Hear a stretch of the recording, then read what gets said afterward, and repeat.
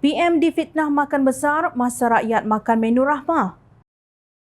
Ahli Parlimen Pasir Gudang Hassan Abdul Karim tampil menjelaskan mengenai sekeping gambar yang ditularkan oleh pemilik akaun Facebook Sam Mai yang memaparkan Datuk Seri Anwar sedang menjamu makan mewah. Saya terpanggil untuk membela dan mempertahankan nama baik Perdana Menteri Saudara Anwar Ibrahim kerana saya tahu hal sebenar gambar ini. Gambar saya pun ada di dalam foto tersebut.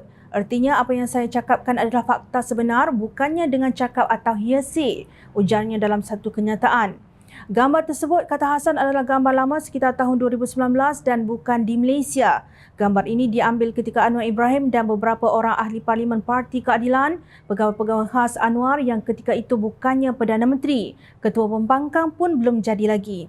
Anwar baru menang pilihan raya kecil Port Dickson. Gambar ini diambil di rumah seorang syekh iaitu kerabat rapat syekh pemerintah negara Qatar, jelasnya. Menurut beliau, Anwar dan rombongannya telah dijemput oleh syekh tersebut untuk singgah ke rumahnya sebelum ke airport Doha untuk pulang ke tanah air. Sebagai tetamu, Anwar dan rombongannya pun terperanjat dengan hidangan yang hebat seperti dalam gambar itu. Kami memahami itu mungkin budaya Arab. Kami makan bersila dalam pinggan yang kecil di hadapan dulang besar dengan nasi Arab lauk kambing, bukannya unta, tegas Hassan. Beliau berkata Anwar Ibrahim ke Doha, Qatar ketika itu kerana beberapa jemputan. Hassan berkata selain beliau turut serta dalam rombongan itu ialah bekas Ahli Parlimen Keadilan Datuk Abdullah Sani, Kapar, Muhammad Amin Ahmad, Kangar dan Dr. Azman Ismail, Kuala Kedah. Turut kelihatan dalam gambar itu ialah Haji Abdul Rahman Yusof, Allahyarham, mantan Ahli Parlimen Kemaman Terengganu, katanya. Hassan menegaskan Anwar Ibrahim berkunjung ke Doha, Qatar pertama untuk memenuhi jemputan Perdana Menteri Qatar.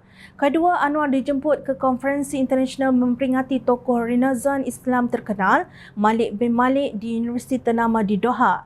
Beliau juga memaklumkan bahawa Anwar dan rombongannya menziarahi tokoh ulama Islam terkenal iaitu almarhum Syekh Dr. Yusuf Al-Qaradawi. Anwar dan rombongannya bukan ke Doha, Qatar untuk makan nasi Arab dalam dulang besar itu. Saya ceritakan ini semua untuk menegakkan fakta dan kebenaran untuk melindungi nama baik Perdana Menteri Anwar Ibrahim daripada difitnah sesuka hati. Kebenaran pada saya adalah dinding kepada fitnah, tegasnya. Namun, di sebalik pendiriannya yang tidak boleh berdiam diri, Anwar Ibrahim difitnah tanpa dicabar dan dipatahkan.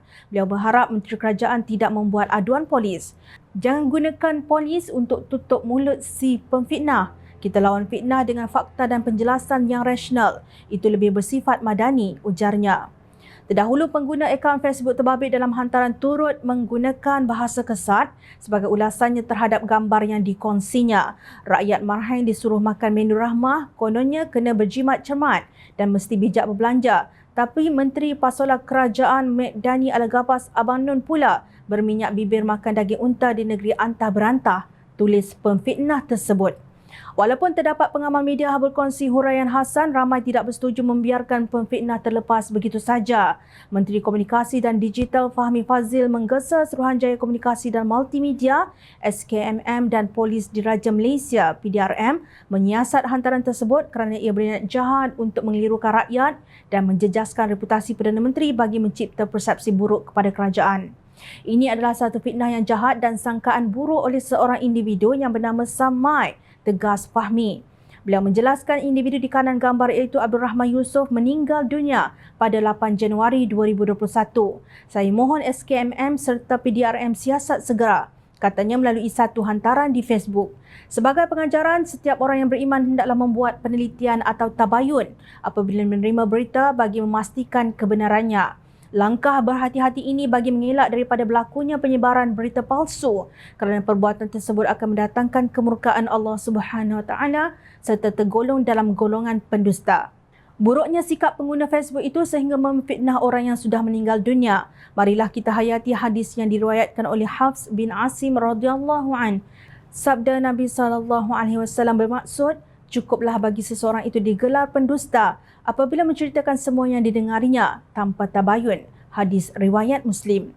Kegagalan membuat penelitian akan menyebabkan penyesalan.